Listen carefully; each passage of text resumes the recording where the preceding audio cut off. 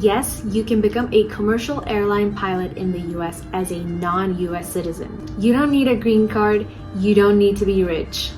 You just need two things: a visa and a plan. There are a couple types of visas that you can get to do flight training in the US: F1 visa and M1 visa. The difference between these two visas can make all the difference depending on what you need. We'll get to that in a little bit, because getting the visa is only the first hoop. The real question is the money. How much does it cost? Let's be real for a second. Flight school is not cheap. Nothing in aviation is cheap. The quickest answer for the question of how much does it actually cost, you're looking at anywhere between $60,000 to $100,000 or maybe more, just for your training. I'll quickly break it down for the purpose of this video just to get an overall understanding of how much money it actually costs. Starting off with the private pilot certificate, this is the first certificate you will ever get as a pilot in the US. This will cost you anywhere between $15,000 to $25,000. The next certificate and ratings you will be getting is the instrument rating and then the commercial pilot certificate. Both these together could cost you between $35,000 to $50,000. After that, you're looking at your multi-engine rating, which could cost you upwards of $10,000. Depending on what you want to do from here, you could be getting your CFI certificates, your CFII, MEI, and other instructor certificates to help you build hours to get to the airlines.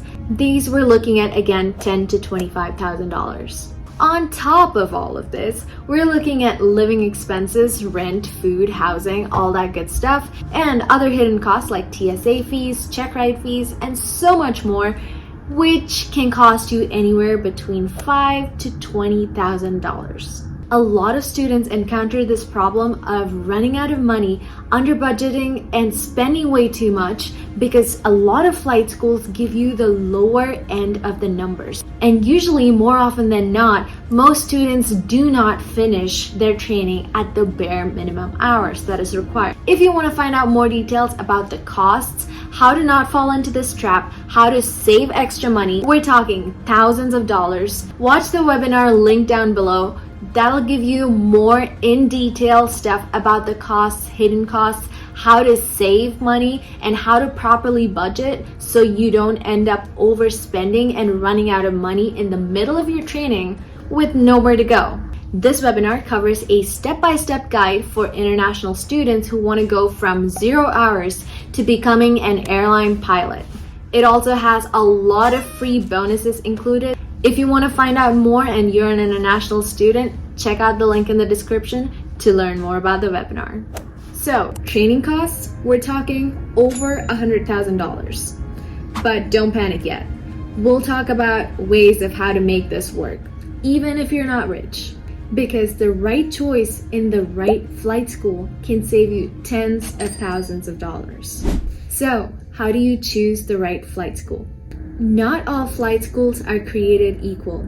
Some will gladly take your money and leave you stuck. There are a lot of flight school traps that you don't want to fall for. You need to make sure that they are the right fit for you and they're not scamming you. Flight schools have lots of red flags. I personally fell victim for one of these and lost thousands of dollars. Make sure you're looking for red flags in flight schools before you commit, especially with such a huge sum of money.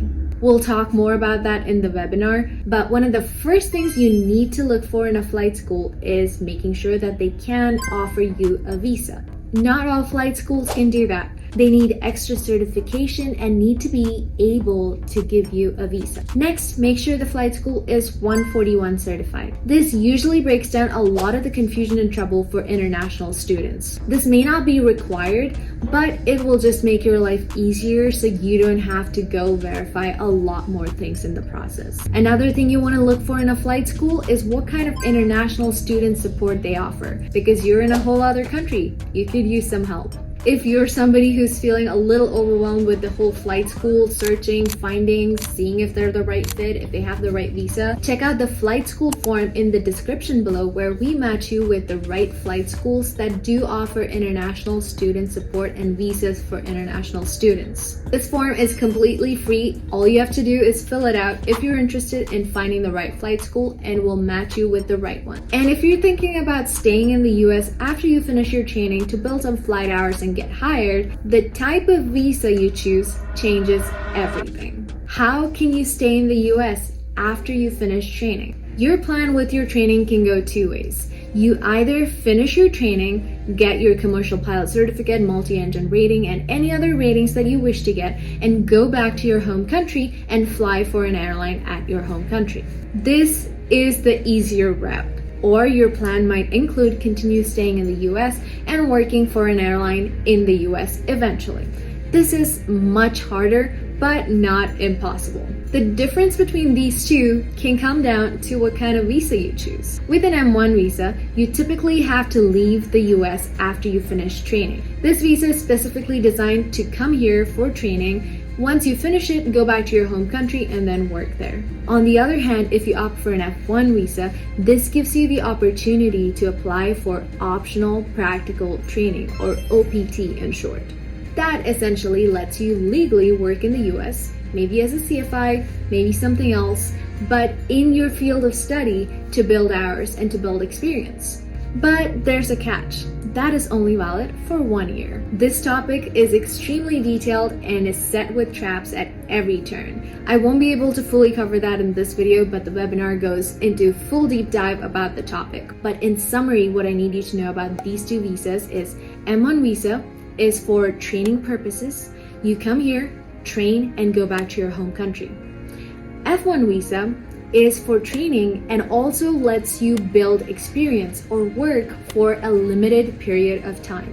The disadvantage of F1 visa is that it is a lot more expensive than M1 visa. So this is a more expensive option, but it also gives you the opportunity to work for a little while in the US. Some flight schools will hire you as a flight instructor after you graduate to build hours and work towards your 1,500 hour minimum to get hired into the airlines. You could do this as a flight instructor or any other job that you wish to build flight time to get into the airline. But for international students, even after you build those 1,500 hours, the biggest wall still remains. You need to get hired by airlines. Can you work for a US airline as a non-citizen? I'm not going to sugarcoat it. Here's the hard truth. Most US major airlines and regional airlines require you to be a US citizen or hold a green card to be employed with them. There's a lot of travel in and out of the country and a lot of other factors are involved, and that's the bottom line. They prefer a US citizenship or a green card. But that doesn't mean your dreams die here. Trust me, the world needs pilots, especially when you have FAA training and have been trained in the US. You look really good. There are a handful of airlines in the US that might let you work for them, but the path is harder. The easiest path would be to go back to your home country and work there, or to go to a different country where your FAA certificate looked really nice. This was one of the hardest things for me too, but I did it. I work for a US airline as a non-citizen. Even though it seems impossible, it's not. You can make it happen. When it comes to working for a US airline, you have to approach this strategically. Timeline matters. Where you go to study matters. All of these can make or break you working for a US airline.